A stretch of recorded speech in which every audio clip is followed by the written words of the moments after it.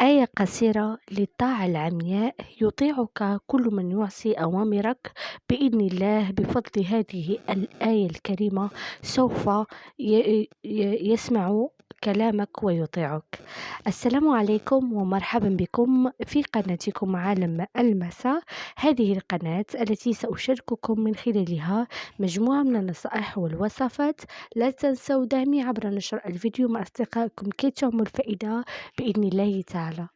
فضلا وليس أمرا اكتبوا في تعليق اللهم صل وسلم وبارك على سيدنا محمد.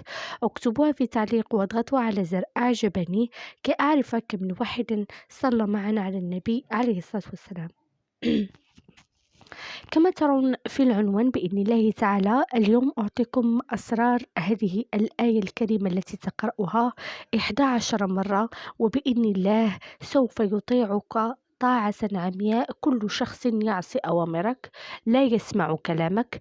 أي زوجة تعاني من الزوج الذي لا يسمع كلامها أو الأطفال الذين لا يسمعون كلام أمهم، فما عليكم إلا أن تقرأي أختي هذه الآية 11 مرة، وبإذن الله ستلاحظين الفرق. ستلاحظين أن الكل يطيعك ويسمع كلامك.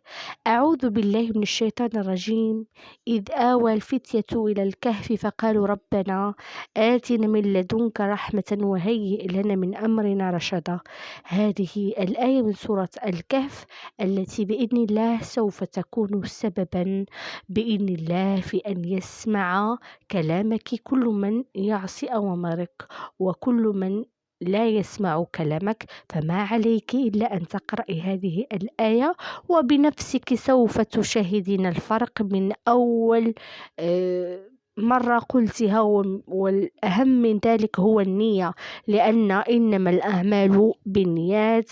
وبإذن الله سوف يسمعون كلامك زوجك وأطفالك. إلى اللقاء.